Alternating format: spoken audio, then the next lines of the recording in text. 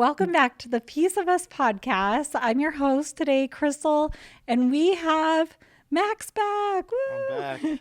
Sorry we didn't post for so long, and we started posting again because we all got so sick, and then Max got really sick, and he wasn't even able to come and record or do anything. He just kind of laid in bed for a while. Yeah, I was badly sick. I don't want to do that again. I'm glad it's over. You got sick and then you got sick again on top of it. So it was crazy. He started to get better and then all of a sudden he got worse and got an ear infection and oh my goodness. Yeah, that was bad. But you're feeling good. I'm feeling Hearing good. He couldn't hear for a few days either. Yeah. Oh, wow. Crazy. Okay, and then on this side I have joined us by Aaron. What's up? So we have a really, really special guest today that I'm so excited about. I was able to do a Zoom call with her a few weeks ago, and her story literally gave me goosebumps. And her spirit and just everything she's been through, literally brings me to tears even talking about it because she's just such an incredible, incredible person. So I want to welcome our special guest today. Go ahead and introduce yourself. Hi, everyone. Thank you, too, for the intro. I'm Kristen Biggs, and I'm with Release and Unleash support group. Yes. Welcome. So welcome. Yeah. Thank you so much for reaching out and wanting to be a part of the podcast because I really think your story and what you're doing is touching so many lives. So why don't you explain to us a little bit about your story and kind of how it started your foundation? Okay, awesome. Thank you for having me on your beautiful, amazing podcast with your family. Forever grateful. But so I started my foundation in 2019, Release and Unleash Support. After my husband, he was murdered July 14th in 2019. I had wrote a book called Release and Unleash Through Grief, basically to have people see that we're going to go through life, even if you have not encountered someone passing away, but sometimes we grieve different things like the loss of a house, the loss of a pet, or just we lose ourselves. So I put a book out basically to help people see that we have to love ourselves unconditionally, no matter what we go through in life. And then I wrote a journal to coincide with it so that people could put their thoughts to the paper and release what they felt and unleash the greatness in them. And then when I did that, I'm like, how can I get people to come together? And I started the nonprofit organization, Release and Unleash, because I wanted people to see that they're not alone and that we could come together, express ourselves, and just vent and have people see that, like I said, you're not alone, but you feel what we feel, So I'm a widow, and then it's other widows out there like me. And I heard your mom speaking. And yesterday was National Widows Day. Oh, I didn't know that was a day. Yeah, I was thinking about you. I'm like, I want to do her mom. No, I did not know. National Widows Day. So I had put an email blast out and just basically told people, give a widow a hug and a smile, or just send some extra love to people, because we still feel that. And more recently, I had started speaking and I started my podcast, Release and Unleash, because my son was murdered almost 2 years to the date of my husband. Well, actually 2 years and a few days after. So he turned 17, July 17th, and someone shot him on the 18th and they pronounced him gone on the 19th. Oh. So I call it the week of everything. My husband was murdered, then my son's birthday, and then my son was murdered. So I had created rise above. Basically, I'm like, we have to rise above situations no matter what we go through. So that's why it's the R and the B, because both of their names is Rashad Biggs. So I had, I just basically try to create things to help not only me, but help other people with going through life. And now I see a lot of moms of angels, and I speak to them and people whose daughters or sons get murdered. I try to, basically bring some positive into their life, even though I know it's chaotic and it's very painful, and widows as well, and just people who are grieving. Oh my gosh, that is so hard. My condolences for both of your losses, seriously. I know even to this day when I talk to my mom, even about my dad or mention little things, it can bring her to tears instantly, even talking about it. And she has tried to grieve and tried to get through it over the years. But even to this day, it still hurts. You carry that around with you for so long. And I love that you have turned yours into such a positive and helping other people go through that. I think that's such an incredible thing. What has been like Mm. your biggest, I guess, takeaway, or like how do you help others grieve through it? Or what would you say to somebody who's currently in the middle of all the chaos? Yeah, like so I always tell people like you have to have the willpower to not allow these unforeseen situations and things that you can't change. I always said just don't allow it to affect you so bad mentally that you lose your whole entire self. And if you do, just always pray your way through it. Like me, I pray. I literally like I do daily devotions, I do facials, I do my best. I do my best and I let God handle the rest because it's hard. Like living without your family, like that was my in-house family that was murdered. I have a 5-year-old, but he was one, and then barely 3 when his brother was murdered, you know? So that's my whole house. Oh But my I tell people gosh. you have to have the willpower. And I tell people all the time, I don't allow, like my heart is broken, but I don't allow my mental, like I work so hard on my mental that if anybody come with any negativity, anything other than good, I remove it because I can't allow things to affect me like that, create too much friction because a lot of times when people do try to hurt you, it reflects back to like I'd be like, dang, my son or my husband. So I don't allow that to affect me, and I don't do substances to affect my mental. Like I didn't drink for almost 2 years because I said not that I was ever a big drinker, but I drank socially. But I knew that if I did drink emotionally, it would take me to a different space. So I said, I'm not going to do anything that's going to bring me down and weaken me any longer or any deeper. I'm already at my weakest, right? So why would I create anything that's going to allow me to go to a deeper emotional state of mind that's not going to do well for me? Right. So yeah, and I always say like death is the only thing that you can't come back from. And that's what I wrote in my book. I'm like, I'm still here. I have a kid. And if you don't have a kid, I tell people you have yourself. You have yourself. So you have to do right by yourself so that you could get through the bad days and embrace it just how you do your good days. I embrace my bad days when I'm crying. I just was crying in the shower the other day. Like, I just cannot believe this. Like, oh my God. But then I'm like, okay, I got it out. I released it. God, thank you. And I'm like, okay, Kristen, pull it together. What you about to do? You know? So I went out to eat and took myself out to eat. You know what I mean? So I work on myself every day so that I don't have to be that person that's like deep in depression. And I'm not saying that it's a bad thing when you're going through life. You lose your husband, your son, and somebody murdered him, you're going to go into a depression. You're going to be like, what the heck? But I don't allow it to become me. Oh my gosh, I love that. Your strength is just incredible. Thank you. Thank you. I say it's God's strength because I be weak, y'all. I'm not going to lie. Like, I tell people, they like, you so strong. I'm like, baby, it's not strength. It's God's strength or something coming through me. But so it's like, I can't dwell on it so long. And I don't like to stay stagnant in my grief. I like to tell people, I don't want to drown in it. I like to stay afloat. You know what I mean? Let me try to swim to the shore. Like, let me, you know what I mean? I don't want to drown in it because I can't change it. And that's the most messed up thing about everything that has happened to me. Like I say, my husband was murdered in 2019. My first cousin was murdered in 2020. Then my son was in 2021.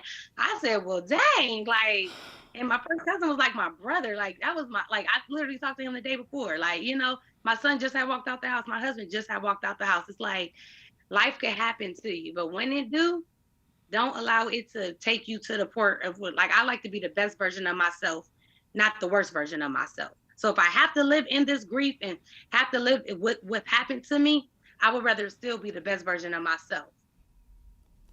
Would you say before all of this happened that you were in a good mental health state? Like, were you, because they say, like, a lot of times to prepare yourself mentally for when things get hard and you're not already in a dark place and then something hard happens and you really hit rock bottom. Would you say that you already had like tools that you had worked on throughout your life? Yeah, you know what's so crazy? When before like that happened to my husband, like I had my son, our youngest son, Ahmad. And when I had Ahmad, like I had went into like a postpartum like depression. And I had fasted for like 28 days that February. Like we were like going through things like in a marriage, not like hecka bad, but like when you marry, Yeah. you go you have a fresh baby and things like that. So I literally was going through like a depression, and we had a miscarriage right before our son, and that kind of put my husband like over, like it affects people differently, miscarriages and just a lot of things. And Then I ended up having a mod. I got pregnant with a mod, but after that, I was going through like I'm like I literally was going through like a phase, like a literally postpartum depression to the point I remember calling like the adoption place, like, could y'all get this baby? Like God, like you know what I mean? And I literally joined the fast. It was for 28 days. I'll never forget. And I prayed. Like I'm like, I gotta put myself out of this. I've always been like a positive person and I had like a great and I'm a friendly person and that's naturally who I am. But that there, and I was like, man, like I literally had to pray, like pray my way out, like 28-day fast. Like, I mean, literally, because I literally was going through that postpartum. Like that is real. It's very real. It's And then very. what? March, April, May, June, July. Like 5 months later, that happened to my husband. Oh Like my literally, but like gosh. I mean, it's crazy, but it's like I mean, I'm like God. Like I mean, and I'm heavy on like I was like mad at God when I happened to like my husband because I'm like really like why would this happen? And then I'm like, it's not your fault. So when that happened to my son, I felt like God has been preparing me. Like I was already knew the prayer of fasting and I already knew like how to work with things. Like, of course not death that close to me has never happened. But I felt like when that happened, I started writing and that's what made me write the book. But long story short, when that happened to my son, I didn't go in mad at God because I said, okay, God had already showed me I could work on myself and things like that, and I'm doing the work when that happened to my husband, and then when it happened to my son, I'm like, you know what? The devil worked just as hard. Who am I to be mad at God? Like the devil don't play his part in our lives too. So I could be mad at God, or I could be like God. I could seek God and understand that God is taking care of my son. Because people are like, oh, God needed him more. I'm like, no, God just helping take care of my baby now. Like, you know what I mean? That's the way I look at it. It's not. I don't feel God took my son. I feel like the devil played his part. So if I'm gonna feel some type of way, I'm gonna fight with the devil on this. Like, baby, you ain't coming for me like no more. You know what I mean? I'm not gonna be like God, like I hate you.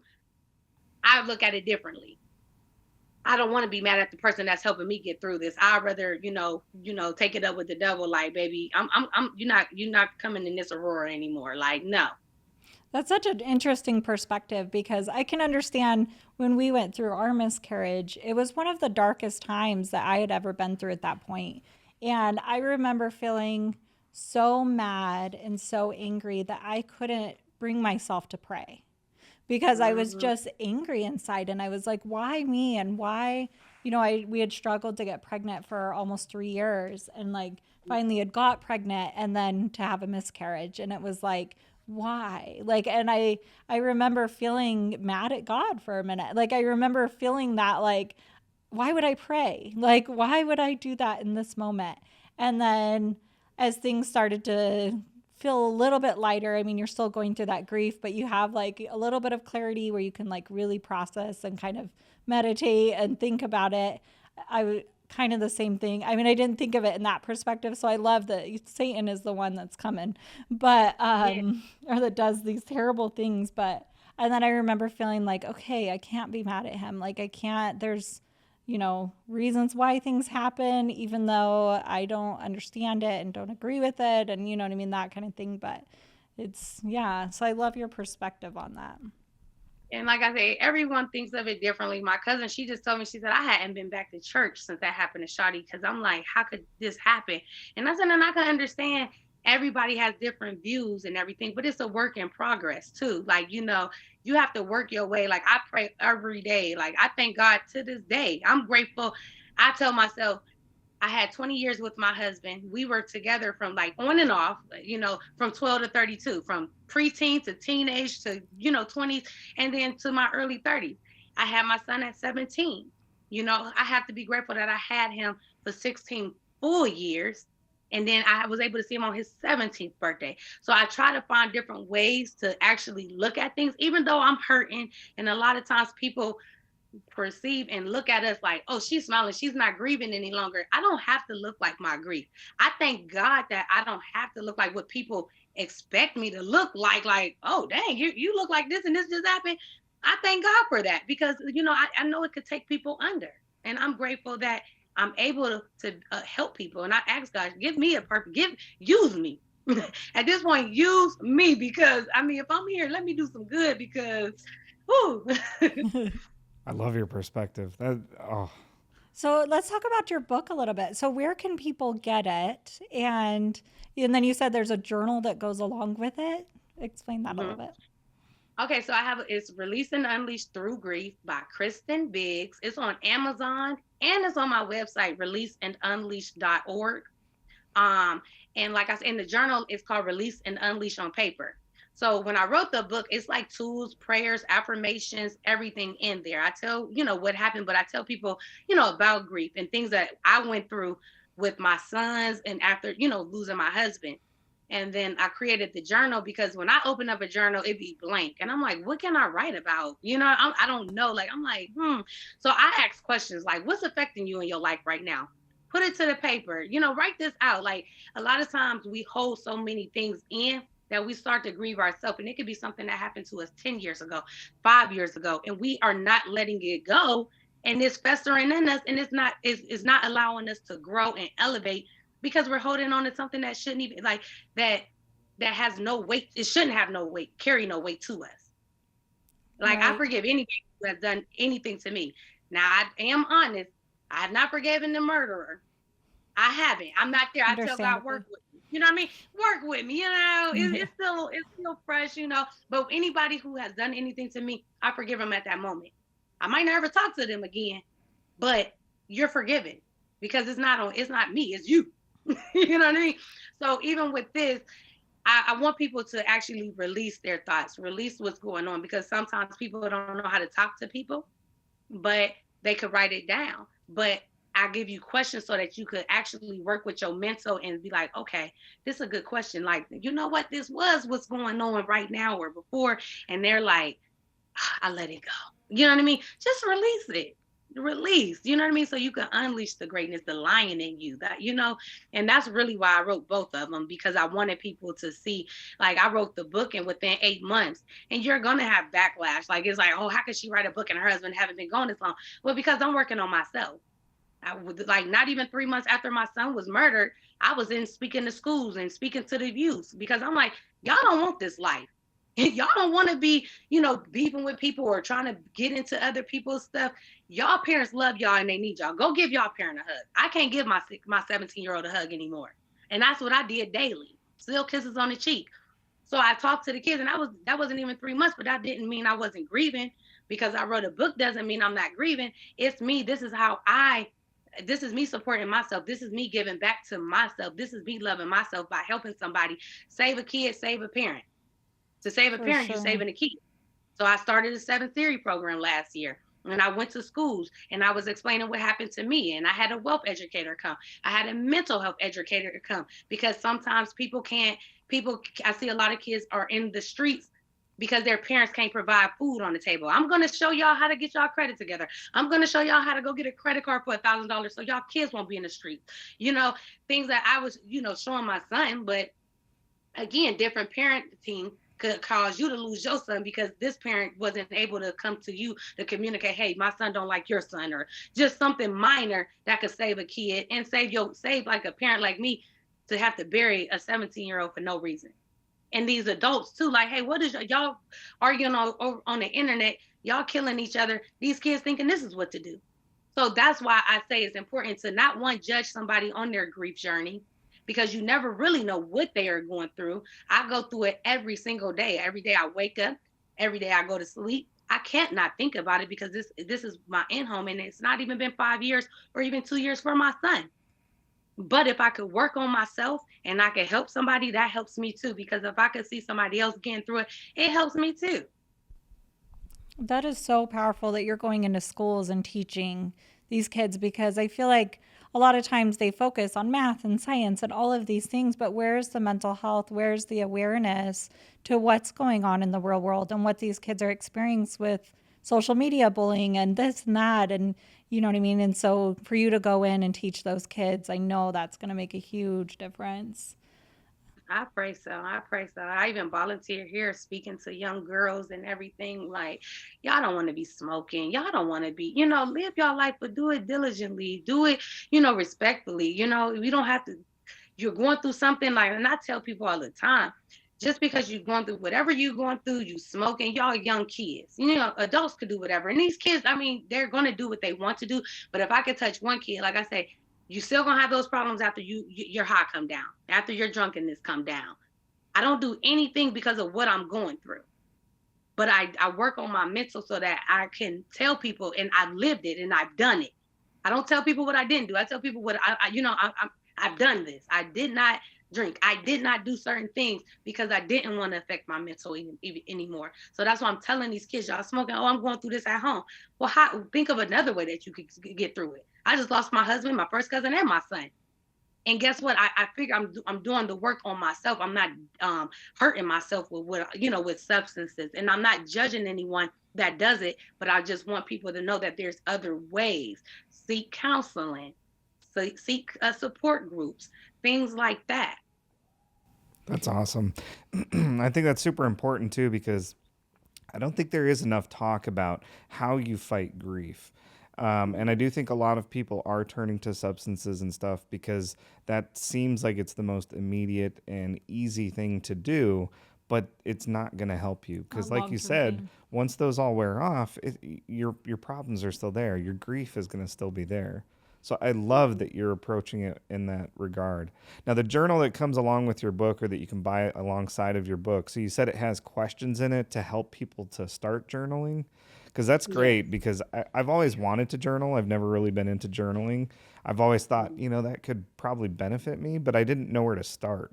So I think your Yeah. journal sounds just amazing. I'm going to have to check it out. I'm gonna gift y'all one. I think I was supposed to send one, and I might have forgot. But I'm gonna gift y'all my book set, so I'm gonna send it out. Oh, I don't thank Oh, know. you. Did thank you you. email me your address, Chris? I told my mom or Bonnie to do it, but I don't know if they did or not. Okay, I'll and they make might sure to have, so send it. that's my fault if I didn't. But I'm glad that we're on here because now I could, send your husband one as well. So that it just worked out perfectly. So I'll send it out this week. That's Okay, we're awesome. So Thank excited to you. get it. Yep. and y'all Yeah, can just let me know how y'all feel about it too. yeah, for sure. And I think that your whole concept or coping skill with releasing things by writing it down, by getting it out of you in some way, whether you can talk it, whether you can write it, all of those things. We had a foster child that was really angry, and they were going, because foster kids go through a lot of grief. They lost their family, they lost their friends, they lost their home, or whatever the case is when a caseworker pulls them out. And so we had a kid that was just angry and would not talk. And we were like, hey, like, what's going on? Like, let's talk about it. This is a safe place. And they just wouldn't. And finally, we were able to get him into a really good therapist. And the therapist, they wouldn't talk either. They sat their first few sessions just quiet. And then Mm, eventually he was like, okay, well, what if I'm feeling this way? And she's like, well, let's not talk about it. Let's write it. And she had mm, him just write to his abuser, to this person, to that, and everything he'd gone through. And the night and day difference when he was able to write it out. And she's like, no one's ever going to read this. We're not going to send it to the person, like anything like that. But just getting it out, and whether you just throw it away or burn it or whatever you want to do with it.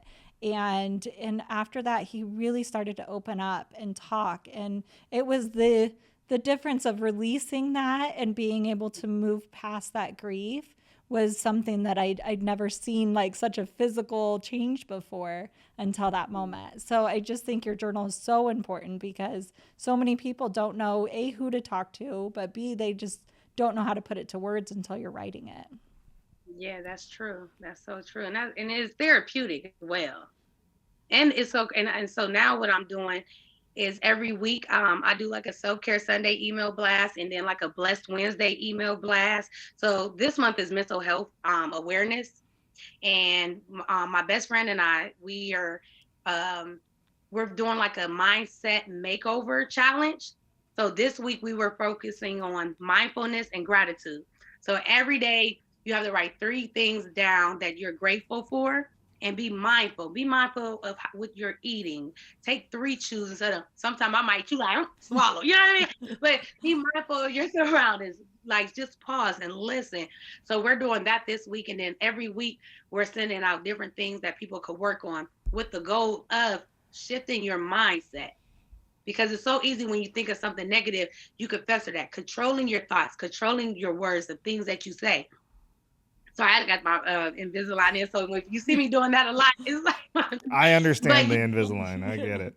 yeah, yeah. So I just got my new set on yesterday. So, but yeah, just controlling things, like controlling the things that you say. Be quick to listen, slow to speak, and slow to become angry. So I just want people to work on their mindset, because I think that's one of the biggest things when you're going through things in life.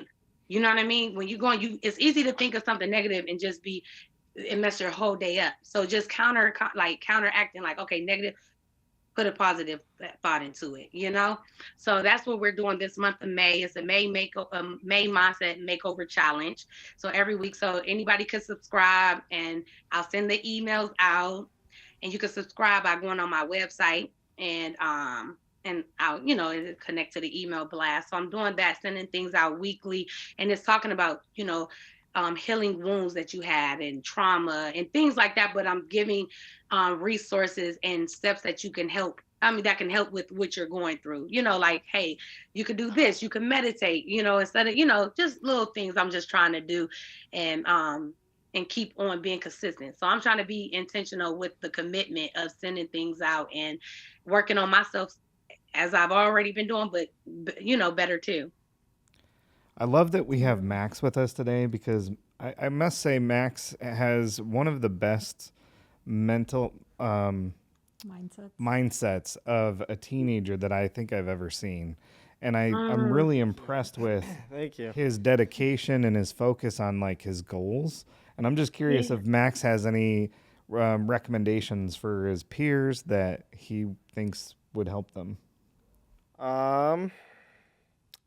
Well, what kind of Like advice what are you wanting? what helps you get your mindset in the right place? Like, would you rather sit up and play video games till 1 a.m. or go out and do something and then the next day sleep in and kind of waste your day away? Like, you do really good at time management and all of that. Life's only so long, so I feel like don't waste it. Like staying up till 1 a.m. and then sleeping in half the day. It feels like a boring way to live life. It feels like you should get out there, you should go do something you love. For me, it's going on a motorcycle and just riding around, having a good time, and get your mind off of whatever your mind's on and stuck on and sad. Like just get your mind off it, go out and have fun. Don't sit and dwell on it because it can really drag you down. I love that. I love that. Probably the best advice I have. So, talking about support groups. So, there are a lot of people out there that feel alone in what they're going through. And I always kind of thought of support groups in my mind because I think I was a little naive to, oh, well, people going through Alcoholic Anonymous, like AA, or those are support groups for that. But there are support groups for everything. And just recently, Aaron's mom and dad joined a Parkinson's support group. And he like now journals and goes to these support groups and like it is helping him so much. And they have it set up where she can go to certain support groups while he goes to his and it's just I don't know. And he was talking about it in a way that he's like, I didn't know, like, oh, well, so and so is going through this too. And they're feeling the same way I'm feeling and all of that. And so I know you had mentioned that you started a support group. Will you tell us a little bit about yours? Okay, so I have Release and Unleash support group, and then I have after when my son passed, so in February I started a group called Black Women Heal. So it's not just for like Black women, because people will be like, "Is it just?" I'm like, "No, it's just I just want a safe haven for people to come." So it's on my Facebook group, but I do a thing called like We Reside Here. So I have a 4-week program where I help people with their mindset, and I do challenges, and I give like basically I connect with them, talk to them once a week for a whole month, and we go over different things, and then we go over things in the book and like in my book. So I give them the book so that they could read it, and we go through tools, we go through exercises. I have them complete questionnaires so that they could see like really what's affecting them, so like we could talk about it. And I really want them to shift their mindsets to basically focus on the now and find their purpose, And then, like I said, I have the Facebook page where they come and they just tell, like, hey, I just lost my son, or I just lost my mom. And people come on there like, I did too, and like, how did you get through it? And I give people the challenges. Like this week, we're going to be intentional on, if you want to journal, if you want to ride your bike once a week, this is what we're going to do. And I'm holding you accountable to it. So basically, just different groups like that, release and unleash support. People go on, and like I say, I go and speak to schools, I go to speak to kids, I speak to parents, I speak on grief, I speak on just different things. I speak to colleges with release and unleash support groups. So it's two different groups, but like I say, everybody is welcome, and I want to like help anybody that I possibly can. Like that's really my goal. And my best friend and I, we just started a spiritual retreat called Release and Revive. So we're going to Bali in August, and it's for 6 days, 5 nights and 6 days. So they'll wake up to sunrise and sunset meditation, yoga, private chef, um, massages, all the excursions is included, because I feel like we need that week to ourselves. Last year I went to Tulum. It was the 1 year anniversary of my son passing and the 3 year anniversary of my husband passing. And I went there and I never felt more at peace. So I'm like, my best friend, she had already did a spiritual retreat before. And we're like, we're going to come together because we're connected. We grieve together. We pray together. That was my son's god mom.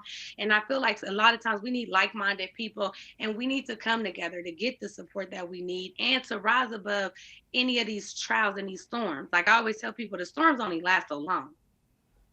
I'm walking, hey, people wonder why I walk out dry all the time. Like, wait, how are you going through this? You going through this storm and you still dry, girl? I'm like, yeah, because God got me. But you need that support system. So we're like I said, it's in August, and I'm excited because I want people to get this transformational mindset. And I'll do a workshop. My best friend, she's going to do a wealth building workshop too. So not only will you be educated, but you're going to be, you're going to be able to release what you're going through. You're going to be able to just transform. I love that. And I love that it's not just those in person support groups that you're doing, that Facebook page, the emails you're sending out, like all of that. Like there's so many now options than there were, you know what I mean, 10 years ago, before there were social media and It before there were happened. all that. Right? I love it. Oh, I thought you were going to say something. I thought he was going to say something.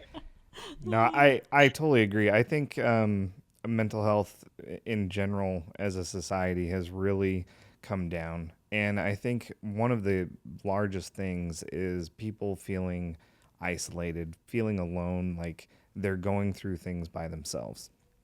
And so I think it's amazing, the message that you're pushing, that there's somebody out there. There's so many people on this planet. And yes, a lot of things happen, but there is definitely somebody else out there that's going through something very similar, to what you are. And so to not feel alone and to, find somebody going through something that's very similar to you, and, just so you have somebody to talk to and to release that to. I love that. We will have all of Kristen's information in the description where you can get her book and her journal. If you want to join her Facebook group, are you okay with sharing the Facebook group stuff? Oh, absolutely. I'm sharing everything. If y'all want to come on the retreat for this, I was like, for the I might trip, sign up for that retreat because that sounds yeah, really I'll nice. send you the link. I mean, y'all, and it's not only for women. Like last time when she did it, it was men, and it's basically to renew, revive, refocus, reset. You need it. Like I said, when I went to Tulum, like I said, I would have thought that was the hardest week because that's the week that I lost my family. I was so at peace. I said, everybody needs to experience this. Like I really felt like I was Pocahontas with the spirits, like brushing off. I went to see the shaman, and I felt at peace. I thought I was gonna be just crying, just so horrible, because I'm like, dang, this is the first full year without my son. You know what I mean? And 3 full years without my husband. And it's like, it was his birthday. We released balloons. Me and my best friend went, my toddler and her son, my nephew. Us four went. And I said, this needs to be done every. I wish I could do these retreats every month, because I feel like people need that. Like you have to invest in yourself. I told myself, I'm like, I'm going, I don't care. Like I need this. And sometimes it's like, we need it. We need to get away. I wasn't on my phone. I literally released, I unleashed, I just I just felt so at peace. And that's the most peace I felt since my husband passed and my son. Oh, wow. And I want somebody to feel that. And I know when we go to Bali, they're going to feel it because I'm putting everything in it for me, and my best friend is as well. And we want to help as many people as we can. And that's my mission. That's my purpose in life. And I'm not giving up. I tell people that's the only time I fail if I give up. And I'm not giving up.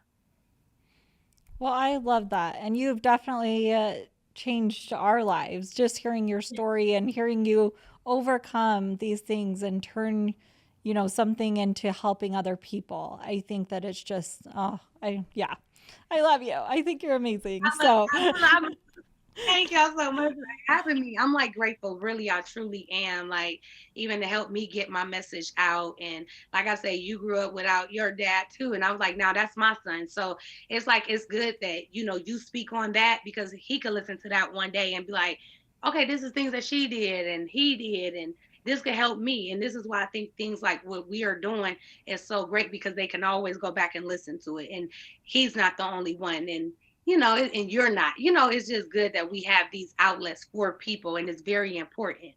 definitely, I love definitely. that. Kristen, thank you so much for joining us today. Seriously, you are amazing. You have all my respect and Inspiration. inspirational. Wow.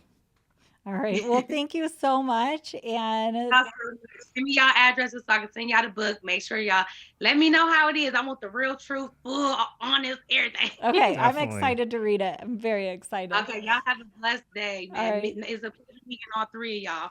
Thank Thank you. Thank you. you. And thank you so much for listening to this Piece of Us podcast. And we'll catch you guys next time. Thank you Peace. guys. Peace.